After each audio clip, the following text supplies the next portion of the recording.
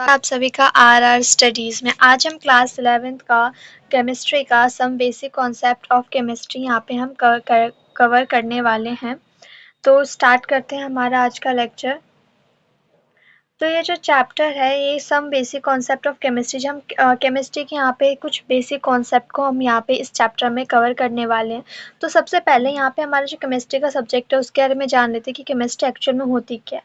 The branch of science that study preparation, properties, structure and reaction of a material's substance is called chemistry। तो chemistry क्या होती है? एक branch है science की। किसकी ब्रांच है? साइंस की ब्रांच है, जिसमें हम क्या स्टडी करते हैं, किसी चीज़ की प्रिपरेशन कैसे हो रही है, उसकी प्रॉपर्टीज़ क्या है, उसका स्ट्रक्चर क्या है, उसका रिएक्शन क्या हो रहा है, इन सभी को हम इसमें स्टडी करते हैं। फॉर एग्जांपल लेट्स से मेरे पास एक केमिकल कंपाउंड है CH4 है, तो ये कंपाउंड जो है प्रिपेयर कैसे हुआ, इसकी प्रॉपर्टीज़ क्या क्या हैं और ये इसका स्ट्रक्चर किस तरीके से है और ये रिएक्शन किस तरीके से कर रहे हैं, इन सब की स्टडी हम किस में करते हैं? केमिस्ट्री में स्टडी करते हैं। एक और डेफिनेशन यहाँ पे दी गई है जो कि दिया गया है रोलाल्ड हॉफमैन के थ्रू। इन्होंने क्या कहा था कि chemistry is a science of molecule and their transformation. It is the science not so much 100 elements about of infinite variety of molecule may be built them.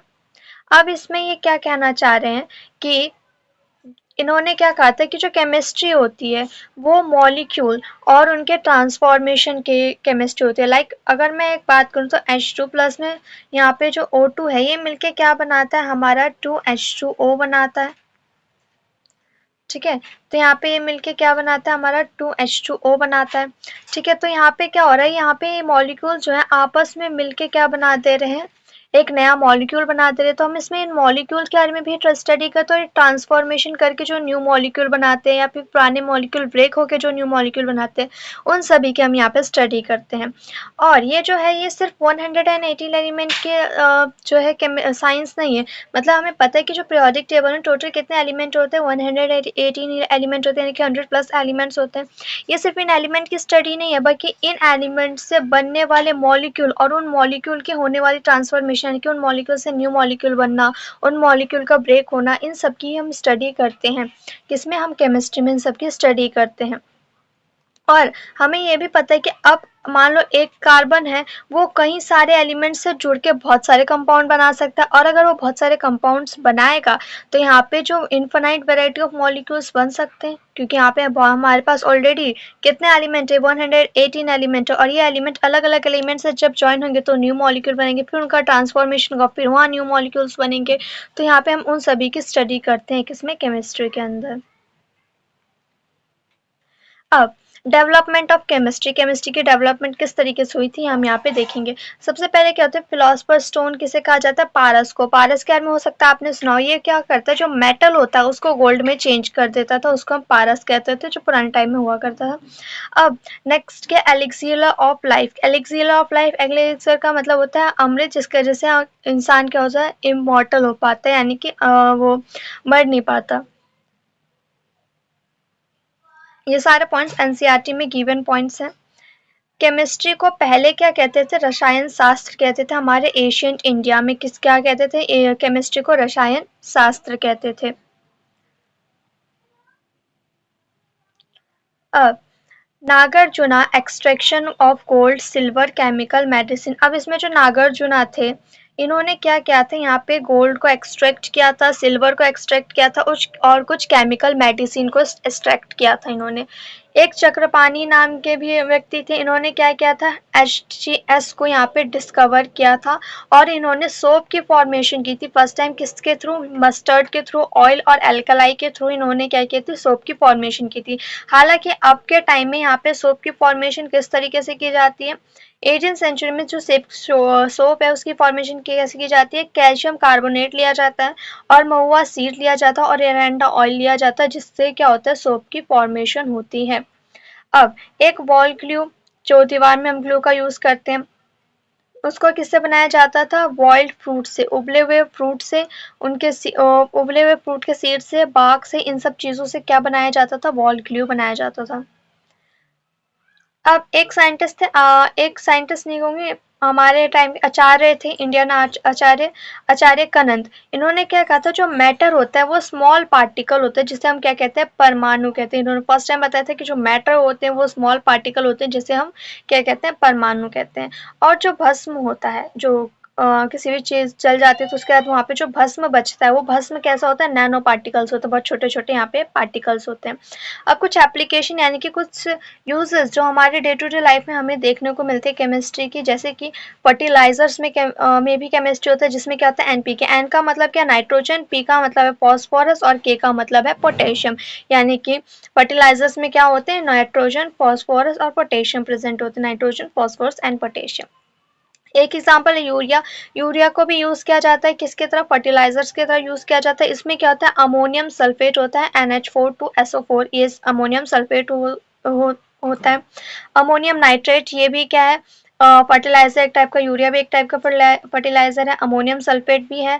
Sodium nitrate भी fertiliser है, sodium sulphate भी एक fertiliser है, और sodium phosphate, ये सारे क्या है, फर्टिलाइजर्स हैं जिसका यूज किया जाता है। नेक्स्ट, सैनिटाइजर में क्या होता है, सैनिटाइजर जो होता है आइसोप्रोपेनॉल और वाटर से मिलके बनाया जाता है। किससे मिलके बनाया जाता है, आइसोप्रोपेनॉल एंड वाटर से मिलके क्या बनाया जाता है, सैनिटाइजर यहाँ पे बनाया जाता है। मेडिसिन में भी बहुत ज़्यादा यूज होता है केमिस्ट्री का, इनफैक्ट केमिस्ट्री के थ्रू ही मेडिसिन बनती है। तो यहाँ पे जो एक सिस प्लैनेट होता है, ये सिस प्लैनेटिन का यहाँ पे स्ट्रक्चर दे रखा है, फॉर्मूला दे रखा है, सिस प्लैनेटिन कैसा होता है। ये जो सिस्प्लैनेटिन और जो टैक्सोल होता है उसका यूज किया जाता है कैंसर की ट्रीटमेंट में। किसमें, कीमोथेरेपी में। जो कीमोथेरेपी होती है ना, उसमें इसका यूज किया जाता है ताकि पर्सन को कैंसर से रिकवर किया जा सके। और यहाँ पे एक एजीटी आता है, एजेटी आता है, जिसको हम कहते हैं एजाइडोथाइमीन। इसका यूज कहाँ पे किया जाता है, ट्रीटमेंट ऑफ एड्स, एड्स के ट्रीटमेंट में यहाँ पे इसका यूज किया जाता है।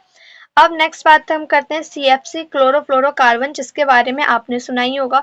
क्लोरोफ्लोरोकार्बन क्या होता है, इसको कहाँ यूज किया जाता है, इलेक्ट्रॉनिक डिवाइसेस में यूज किया जाता है। इसके वजह से क्या हो रहा है, ओजोन लेयर जो होती है हमारी, हमारे अर्थ के ऊपर एक कवरिंग होती है ओजोन लेयर, जो होती है O3 की, ओजोन लेयर O3 मॉलिक्यूल की होती है। ये क्या करती है, सन की जो हार्मफुल रे हमारे अर्थ के अंदर आती है उससे हमें प्रिवेंट करती है, यानी कि जो अल्ट्रावायलेट रेज होती हैं उनसे हमें प्रिवेंट करती है। बट यहाँ पे CFC के यूज के वजह से, CFC का बहुत यूज होने के वजह से यहाँ पे क्या होता है, ओजोन लेयर में डिप्लेशन यानी कि होल हो रहा था, डिप्लेट हो रहा था ओजोन लेयर। इसलिए हमने इसको रिप्लेस कर दिया सेफल अल्टरनेटिव, यानी कि अब हम CFC की जगह कुछ अदर मटेरियल यूज करते हैं ताकि हम इस प्रॉब्लम को सॉल्व कर सकें। अब यहाँ पे मैटर क्या होता है, हमने मैटर के बारे में भी थोड़ी देर पहले पढ़ा था। कनन जी ने हमें बताया था कि जो मैटर होते हैं स्मॉलेस्ट इंडिविजुअल पार्टिकल्स होते हैं। अब इनकी डेफिनेशन क्या, एनीथिंग हैज मास, कोई सी भी चीज जिसके पास मास हो और वो स्पेस ऑक्यूपाई कर रहा हो, उसे हम मैटर कहते हैं। अब हमारे अर्थ में, वर्ल्ड में कोई भी ऐसी चीज है जो एग्जिस्ट कर रही है तो उसका कोई ना कोई तो मास होगा, और साथ में कोई ना कोई जो स्पेस है वो भी ले रहा होगा, ऑक्यूपाई कर रहा होगा। इनफैक्ट एयर, एयर में जो छोटे छोटे पार्टिकल्स होते हैं उनका भी कुछ मास होता है, भले बहुत कम हो पर मास होता है। और उन्होंने स्पेस भी कैरी किया होता है, ऑक्यूपाई किया होता है स्पेस, तो हम उसको क्या कहते हैं, मैटर कहते हैं। अब मैटर के कुछ टाइप है, मतलब मैटर किन किन फॉर्म में एग्जिस्ट करता है। तो मैटर यहाँ पे सॉलिड, लिक्विड एंड गैस में एग्जिस्ट करता है, तो उनको एक बार समझ लेते हैं, इनमें डिफरेंसेस क्या होता है। तो यहाँ पे जो सॉलिड है, सॉलिड के पास क्या होता है, फिक्स्ड वॉल्यूम होता, फिक्स्ड शेप होता है, उसका शेप चेंज नहीं होता है। वाइल लिक्विड जो होता है वो कंटेनर का शेप ले लेता है, जैसा आपने वाटर देखा ही होगा, किसी भी कंटेनर में डालते हो उसका शेप चेंज कर लेता है। और जो गैस होता है उसका शेप फिक्स नहीं होता, बिकॉज उसके पार्टिकल्स बहुत दूर दूर होते हैं। अब ये रिजिड मतलब हार्डनेस कितनी है। अब ये सॉलिड जो होते हैं रिजिड होते हैं, हाई रिजिड होते हैं, और जो लिक्विड होते हैं मॉडरेट रिजिड होते हैं, और गैस तो रिजिड होते ही नहीं है। अब FOA का मतलब है यहाँ पे force of attraction. Force of attraction जो होता है इनके मॉलिक्यूल के बीच में हाई होता है, जिसकी वजह से क्या होता है, जैसे ये मान लो सॉलिड के मॉलिक्यूल्स है, ये आपस में बहुत चिपक चिपक के रहेंगे, बहुत पास पास रहेंगे, क्योंकि इनका जो फोर्स ऑफ अट्रैक्शन होता है वो बहुत ज़्यादा हाई होता है। वाइल अगर हम लिक्विड की बात करें तो लिक्विड में मॉडरेट, लिक्विड में क्या होता है, मॉडरेट फोर्स ऑफ अट्रैक्शन होता है, ना बहुत ज़्यादा ना बहुत कम। जैसे एक लिक्विड का पार्टिकल यहाँ तो दूसरा यहाँ, तीसरा यहाँ, चौथा यहाँ, पांचवा यहाँ, इस तरीके से, मतलब थोड़े पास पास रहते हैं, बट सॉलिड की तरह बहुत ज्यादा पास भी नहीं रहते हैं। अब गैस में जो होता है फोर्स ऑफ अट्रैक्शन बहुत लो होता है, इसकी वजह से क्या होता है, एक पार्टिकल इधर है तो एक पार्टिकल इधर, फिर एक पार्टिकल इधर तो एक पार्टिकल पता नहीं कहाँ, ऐसे यहाँ पे क्या रहता है, दूर दूर रहते हैं पार्टिकल्स। अब अमॉर्फस सॉलिड, हम जो ग्लास यूज करते हैं, जो हमारे घर में ग्लास होता है, कांच होता है, वो क्या होता है, अमॉर्फस सॉलिड होता है। इसमें क्या होता है, इसे हम क्या कहते हैं, सुपर कूल्ड लिक्विड भी कहते हैं। ग्लास को हम क्या भी कहते हैं, सुपर कूल्ड लिक्विड भी कहते हैं, जो कि SiO2 का होता है। SiO2 से मिलके बना होता है, जिसको हम सिलिका भी कहते हैं, यानी कि सिलिका से मिलके ग्लास बना होता है, और उसे हम सुपर कूल्ड लिक्विड भी कहते हैं। अब सुपर कूल्ड लिक्विड क्यों कहते हैं, जब मान लो ग्लास जब बहुत पुराना हो जाता है, काफी दिन तक रखा रहता है, तो अगर उसको नोटिस किया जाए, ध्यान से देखा जाए, तो उसमें क्या होता है, ऊपर का जो पोर्शन होता है वो हल्का पतला होता है, और वहीं नीचे का पोर्शन जो होता है थोड़ा सा मोटा होता है, क्योंकि ऊपर की लेयर जो होती है हल्की हल्की घिसक घिसक के नीचे आ जाती है, इसलिए हम इसको सुपर कोल्ड लिक्विड कहते हैं। ठीक है। अब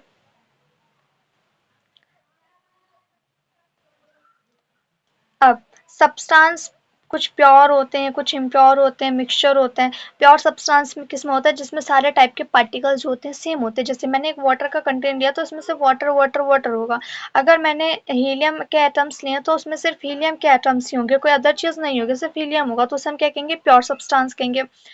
ठीक है। तो यहाँ पे कुछ जो ये जितने इसमें क्या होता है, सारे पार्टिकल्स सेम होते हैं। कोई भी हमने कंपाउंड लिया, कोई एलिमेंट लिया, कोई भी चीज़ लिया, तो उसमें क्या होंगे, सारे पार्टिकल्स सेम होंगे, अलग अलग टाइप के पार्टिकल्स नहीं होंगे। लाइक हम अगर मिल्क की बात करें, तो मिल्क भी प्योर नहीं होता है, क्योंकि इसमें क्या होता है, कुछ फैट्स होते हैं, प्रोटीन्स वगैरह होते हैं, तो अलग अलग चीज़ें होती हैं जिसमें इसका कंपोजिशन सेम नहीं होता, तो ये भी एक टाइप का मिक्सचर ही है। अब यहाँ पे जो एलिमेंट होता है, एग्जाम्पल हीलियम, आयरन, ये सब क्या होता है, अकेले अकेले हैं। लाइक हीलियम, इन्हें इसने किसी से बॉन्ड नहीं बनाया, ये अकेला है। ये आयरन जो है, ये भी अकेला है, इसने किसी से बॉन्ड नहीं बनाया, तो फिर ये सब क्या है, ये सब एलिमेंट्स हैं। ये सब एलिमेंट्स हैं जब इन्होंने बॉन्ड नहीं बनाया। अब यही एलिमेंट्स क्या करते हैं, लाइक हाइड्रोजन जो है ये एलिमेंट है, ऑक्सीजन जो है ये भी एक एलिमेंट है, बट ये आपस में बॉन्ड बना के क्या बना लेते हैं, आपस में बॉन्ड बना के क्या बना लेते हैं, H2O बना लेते हैं, तो ये क्या हो गए, कंपाउंड हो गए। तो यहाँ पे कुछ कंपाउंड के एग्जांपल है, जैसे कि वाटर हो गया, कार्बन डाइऑक्साइड हो गया, अमोनिया हो गया, और यहाँ पे BF3 हो गया। ठीक है, BF3 हो गया। ये क्या कुछ एग्जांपल्स हैं यहाँ पे कंपाउंड के। नेक्स्ट, अब एटम क्या होता है, एटम होता है smallest particle of element may have independent element में और may not have independent existence. अब ये क्या होता है, ये तो आप सबको सब आपने पहले भी पढ़ चुका होगा, पीछे की क्लासेस में, 9th वगैरह में, कि यहाँ पे जो एलिमेंट्स जो एटम्स होते हैं, वो क्या होते हैं, स्मॉलेस्ट पार्टिकल होते हैं, मतलब सबसे छोटे पार्टिकल होते हैं। लाइक मैं हीलियम बोलूँ, तो हीलियम का जो एटम होता है वो सबसे छोटा पार्टिकल होता है। अब मैं हाइड्रोजन बोलूँ, वो भी छोटा एक पार्टिकल होता है, उससे वो कंपाउंड बना के बड़े बड़े पार्टिकल्स बना देता है। अब यहाँ पे ये तो आप समझ गए होंगे कि जो एटम होता है बहुत छोटे छोटे पार्टिकल्स होते हैं। ठीक है, छोटे छोटे पार्टिकल्स होते हैं, बट यहाँ पे इसके कहने का क्या मतलब है कि मे और may not have independent existence. इसका इंडिपेंडेंट एग्जिस्टेंस हो भी सकता है और नहीं भी हो सकता है। एक्चुअल में होता क्या है, जो एलिमेंट्स होते हैं उनके, वो क्या करते हैं, वो कोशिश करते हैं कि अब उनका जो है ऑक्टेट ऑक्टेट कंप्लीट हो, ऑक्टेट कंप्लीट हो, यानी कि आउटर मोस्ट शेल में 8 इलेक्ट्रॉन हो एटलीस्ट। ठीक है, तो यहाँ पे उससे क्या होता है, ये स्टेबिलिटी प्रोवाइड करते हैं और नोबल गैस अचीव करते हैं, जिसके वजह से क्या होता है, ये स्टेबल हो पाते हैं। अब जिन्होंने नोबल गैस अचीव नहीं किया है, अब जिन्होंने नोबल गैस अचीव नहीं किया, उनके साथ में क्या होगा कि वो कंपाउंड बनाएंगे। लाइक हाइड्रोजन है, ये क्या चाहेगा, एक और इलेक्ट्रॉन ले ले, ताकि इसमें जो है 2 इलेक्ट्रॉन हो जाए, और 2 इलेक्ट्रॉन होने से किसकी कन्फिग्रेशन अचीव कर लेगा, हीलियम की। हीलियम क्या है, यहाँ पे हीलियम जो है एक नोबल गैस है, जो कि बहुत ही स्टेबल होता है। तो यहाँ पे ये क्या करेगा, हाइड्रोजन अकेला रहना पसंद नहीं करेगा, इसलिए वो क्या करता है, बॉन्ड बना के हमेशा आपको वो H2 के फॉर्म में मिलता है। ठीक है, तो इसका मतलब ये हाइड्रोजन एटम था, बट H2 मिल गया, तो ये तो मॉलिक्यूल हो गया, तो ये एटम तो नहीं है, एटम तो ये है, तो इसका तो इंडिपेंडेंट एग्जिस्टेंस नहीं है। अब कुछ होती हैं जिनका इंडिपेंडेंट एग्जिस्टेंस भी होता है, जैसे कि मान लो हीलियम का एटम, हीलियम तो ऑलरेडी स्टेबल है, इसका already noble gas configuration achieve है। अब नोबल गैस कन्फिग्रेशन अचीव होने की वजह से क्या होगा, ये बॉन्ड फॉर्म नहीं करेगा, क्योंकि ऑलरेडी स्टेबल है, तो स्टेबिलिटी से अनस्टेबिलिटी की तरफ क्यों जाएगा, तो इसलिए बॉन्ड फॉर्म नहीं करता। तो यहाँ पे कुछ एलिमेंट्स होते हैं जिनका इंडिपेंडेंट एग्जिस्टेंस हो भी पाता है, और किसी का इंडिपेंडेंट एग्जिस्टेंस नहीं भी हो पाता है। तो यहाँ पे कुछ एग्जांपल है, नोबल गैस, नोबल गैस वो गैसेस होते हैं जिनका इंडिपेंडेंट एग्जिस्टेंस होता है, और उनके आउटर मोस्ट शेल में ऑक्टेट कंप्लीट होता है, इलेक्ट्रॉन कंप्लीटली फिल्ड होते हैं। ठीक है, तो यहाँ पे ये उसके एग्जांपल है। हाँ, हीलियम है, हीलियम बस एक ऐसा एलिमेंट है जो नोबल गैस है, और उसमें 2 इलेक्ट्रॉन होते हैं, क्योंकि इसका ये उसका फर्स्ट शेल है, जिसमें 2 इलेक्ट्रॉन फिल होने से इनकी इलेक्ट्रॉनिक कन्फिग्रेशन जो होती है उस शेल की कंप्लीट हो जाती है। नेक्स्ट देखते हैं एटॉमिसिटी क्या होता है।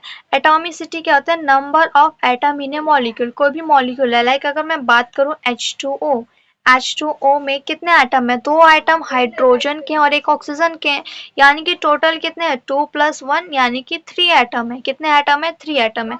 अब अब यहाँ पे जो है 3 एटम है, तो यहाँ पे इसकी एटॉमिसिटी क्या होगी, ट्राई एटॉमिक होगी। अगर एक ही एटम है, कोई ऐसा मॉलिक्यूल है जिसमें एक एटम है, एक एटम किस में होता है, हीलियम में। हीलियम ये फ्री है, इंडिपेंडेंट एक्सिस्टेंस का रहता है इसको, तो हम इसको भी मॉलिक्यूल ही कंसिडर करते हैं। ठीक है, तो ये क्या मॉलिक्यूल भी है एक टाइप का। तो अगर ये मॉलिक्यूल है, इसमें एक ही एटम है, तो क्या हो गया, मोनो एटॉमिक हो गया। वही अगर दो एटम है तो क्या हो जाएगा, डाई एटॉमिक हो जाएगा। तीन होगा तो क्या हो जाएगा, ट्राई एटॉमिक हो जाएगा यहाँ पे। ठीक है, तो यहाँ पे एटॉमिसिटी क्या होती है, किसी भी मॉलिक्यूल में कितना नंबर ऑफ एटम है उसके बेसिस पे ये डिसाइड होता है।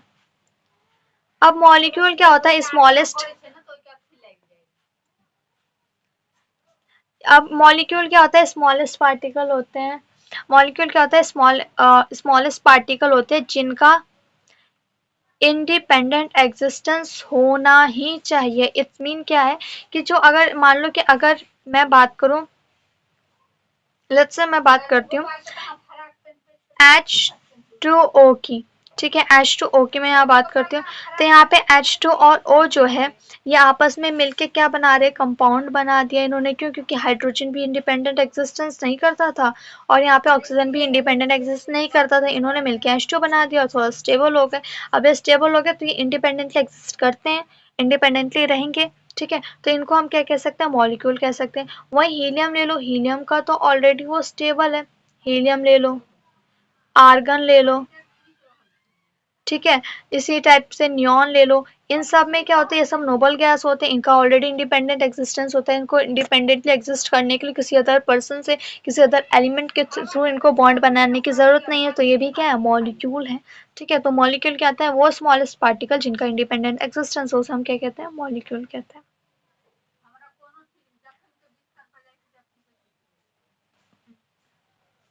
अब हम इसमें देखेंगे कि number of proton, number of electron, neutron, ये सब हम किसी आयन में किस तरीके से निकालते हैं। ठीक है, इसको हम देखेंगे। तो सबसे पहले एक आयन से निकालने से पहले एक नॉर्मल एलिमेंट के अंदर नंबर ऑफ प्रोटॉन इलेक्ट्रॉन कितने होते हैं ये पता होना चाहिए। लाइक अगर मैं बात करूं ऑक्सीजन की, किसकी बात करूं, ऑक्सीजन की, हमें पता है इसका मास क्या होता है, 16, और इसका एटॉमिक नंबर क्या होता है, 8।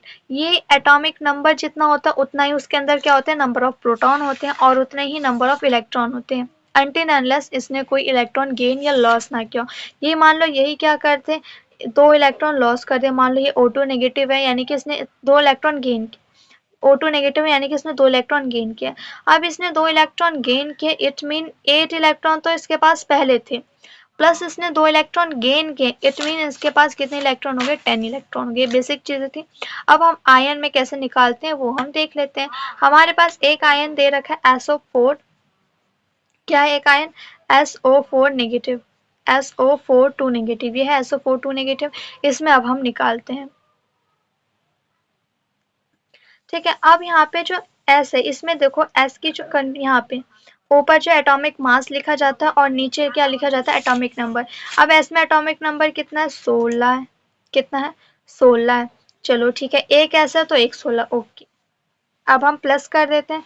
अब ऑक्सीजन, ऑक्सीजन में एक में कितना, 8, एक में 8 है, पर यहाँ पे ऑक्सीजन के कितने मॉलिक्यूल है, ध्यान से देखें। तो यहाँ पे ऑक्सीजन के कितने मॉलिक्यूल है, ऑक्सीजन के 4 मॉलिक्यूल है। कितने मॉलिक्यूल है, 4। तो यहाँ पे 8 में हमें क्या इंटू करना होगा, 2। ठीक है, अब इस इक्वल टू में इसके ऊपर का चार्ज लिखना होता है। इसके ऊपर पूरा कितना चार्ज है, -2। मान लो इसके ऊपर -2 नहीं होता, कुछ नहीं होता, तो हम यहाँ पे क्या लिखते हैं, 0 लिखते हैं। बट अगर यहाँ पे -2 है तो हम इस इक्वल टू के इधर क्या लिखेंगे, -2। अब आगे सॉल्व करते हैं। अब यहाँ पे 8 इंटू में 2 क्या होता है, 16।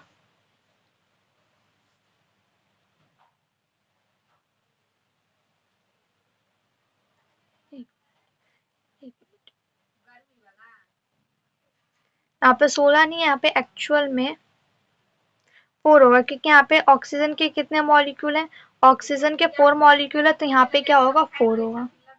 तो 8 इंटू में 4, तो यहाँ पे 8 4 जा क्या होता है,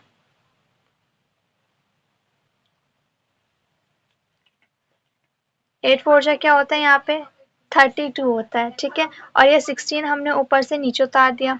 अब इज इक्वल टू में क्या है माइनस का 2। ओके, अब ये 16 प्लस में 32 क्या होगा 48 होगा। 48 इज इक्वल टू माइनस का 2। तो टोटल नंबर ऑफ इलेक्ट्रॉन कितने हो गए, वेट वेट,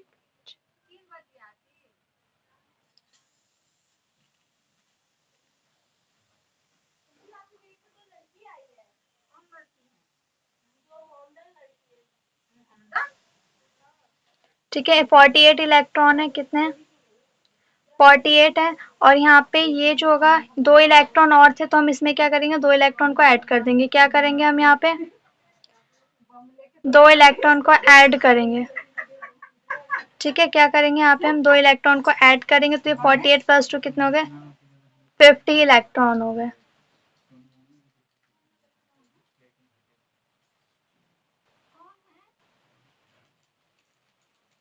अब यहाँ पे Na प्लस में number of proton number of electron कितने वो हमें देखना है। तो Na प्लस में नंबर ऑफ इलेक्ट्रॉन कितने हैं, सोडियम में कितने होते हैं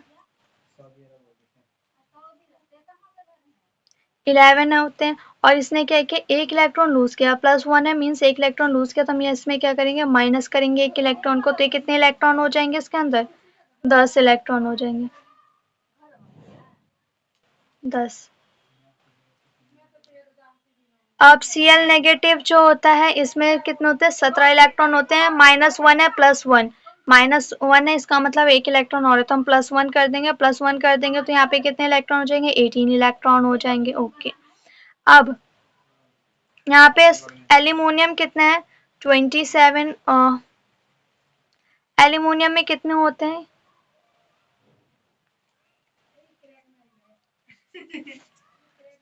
13 होते हैं और +3 है 13। 13 एटॉमिक नंबर होता है मीन्स 13 होते हैं इसके अंदर इलेक्ट्रॉन। और +3 है यानी कि 3 लूज कर दिया यानी कि कितने होंगे 10 इलेक्ट्रॉन होंगे, ठीक है। तो यहाँ पे नंबर ऑफ इलेक्ट्रॉन्स हम कैसे कैलकुलेट करते हैं पता चल गया होगा। और प्रोटॉन भी हमें यहाँ पे कैलकुलेट करने के लिए कहा है। तो प्रोटॉन जो होते हैं इनका एटॉमिक नंबर के जितने होते हैं 11 है तो यहाँ पे कितना होगा 11 ही होगा, ये चेंज नहीं होगा 11 ही होगा। क्लोरीन में 17 ही होगा और इसमें क्या होगा 13 ही होगा। ओके, ये वाला आप समझ गए। यहाँ पे ये 16 जो है इसका एटॉमिक नंबर था 8। 4 ऑक्सीजन का एटॉमिक नंबर था 4 ऑक्सीजन थे तो हमने 4 इसमें मल्टीप्लाई किया, प्लस हमने 2 यहाँ पे 2 को प्लस क्यों किया क्योंकि यहाँ पे 2 इलेक्ट्रॉन और थे, चार्ज किया था -2 इसका मतलब इसने 2 इलेक्ट्रॉन गेन किए थे तो हमने यहाँ पे क्या किया -2 को यहाँ पे हमने क्या किया ऐड कर दिया, ठीक है। तो यहाँ पे 16 प्लस में 32 कितना हो गया था हमारा 48 हो गया था। 48 प्लस में 2 क्या हो जाएगा यहाँ पे हमारा 15 हो जाएगा। नंबर ऑफ इलेक्ट्रॉन कितने हो जाएंगे 15 हो जाएंगे। बट अगर मैं यहाँ पे नंबर ऑफ प्रोटॉन की बात करूँ तो वो कितने हो जाएंगे 48 ही होंगे। 48 क्यों होंगे क्योंकि यहाँ पे जो प्लस के 2 इलेक्ट्रॉन ऐड हुए तो इलेक्ट्रॉन ऐड हुए, प्रोटॉन का तो कोई चेंज ही नहीं हुआ है। प्रोटॉन चेंज नहीं होता, प्रोटॉन फिक्स होता है, जितना होता है उतना ही होता है। तो यहाँ पे कितने होंगे प्रोटॉन कितने होंगे 48 ही होंगे।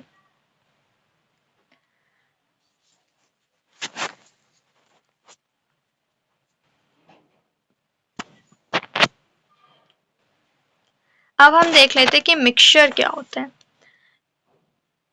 ठीक है। मिक्सचर क्या होता है जिसमें 2 या 2 से ज़्यादा सब्सटेंस किसी भी रेशियो में मिक्स होते हैं। मान लो एक ग्लास ऑफ वाटर, इसमें मैंने शुगर ऐड कर दिया, एक और कंटेनर इसमें मैंने क्या ऐड कर दिया सैंड ऐड कर दिया, ठीक है। और इसको मैंने मिक्स कर दिया और इसको हम फिजिकल या केमिकल मेथड से सेपरेट कर पाए उसे हम क्या कहते हैं मिक्सचर होते हैं। अब पहले तो हमने इनको मिक्स कर दिया किसी भी रेशियो में, मिक्स कर दिया 1:1 के में या फिर 1:5 में, किसी भी रेशियो में मैंने इसको मिक्स कर दिया। अब मैंने इसको मिक्स कर दिया और इसको मैंने सेपरेट किया किसी भी केमिकल या फिजिकल मेथड से सेपरेट किया और थोड़ा बहुत सेपरेट हो जाए तो हम इसको क्या कहेंगे मिक्सचर। लाइक होमोजीनियस मिक्सचर है, ये होमोजीनियस मिक्सचर जैसे कि शुगर प्लस में वाटर, इसको क्या करते हैं हम नॉर्मल मिक्स नहीं, नॉर्मल जो है फिजिकल मेथड से सेपरेट नहीं होता है, केमिकल मेथड सेपरेट होता है। हेट्रोजीनियस फिजिकल मेथड से भी सेपरेट हो सकता है, ठीक है। अब हेट्रोजीनियस का एग्जांपल है ब्लड और होमोजीनियस का एग्जांपल है एयर। अब यहाँ पे लास्ट पॉइंट, यहाँ पे जो एटम होते हैं इसके अंदर प्रोटॉन पे जो चार्ज होता है वो कितना होता है 1.67। हाँ, एटम में जो प्रोटॉन का जो मास मास होता है वो कितना होता है 1.67 इंटू में 10 के पावर माइनस का 27। और जो न्यूट्रॉन होता है उस पे उसका भी मास क्या होता है सेम होता है, जो प्रोटॉन का होता है इक्विवेलेंट होता है, ज़्यादा डिफरेंस नहीं होता, इक्वली होता है। इलेक्ट्रॉन क्या होता है उसमें 9.11 इंटू में 10 के पावर माइनस 31 क्या होते हैं एटम्स होते हैं।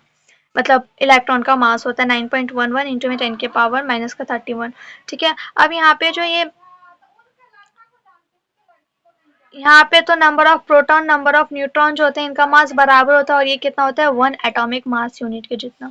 अब यहाँ पे जो इलेक्ट्रॉन का मास होता है ना प्रोटॉन के मास से बहुत बहुत कम होता है, यानी कि प्रोटॉन का मास बहुत ज्यादा होता है इलेक्ट्रॉन के मास से। ठीक है, चलिए इस क्लास को एंड करते हैं, मिलेंगे हमारे नेक्स्ट वीडियो में। मोल कॉन्सेप्ट पे ऑलरेडी वीडियो आ चुकी है, अगर आपके मोल कॉन्सेप्ट के रिलेटेड डाउट है तो आप वहाँ पे देख सकते हैं, जिसमें 18 मिनट में मोल कॉन्सेप्ट को कंप्लीट किया गया है विद क्वेश्चन प्रैक्टिस। ठीक है, तो आप वहाँ से देख सकते हैं, कवर कर सकते हैं अपने अगले टॉपिक्स को, बाकी के टॉपिक्स भी जल्दी अपलोड कर दिए जाएंगे। तो मिलते हैं हमारे नेक्स्ट वीडियो में।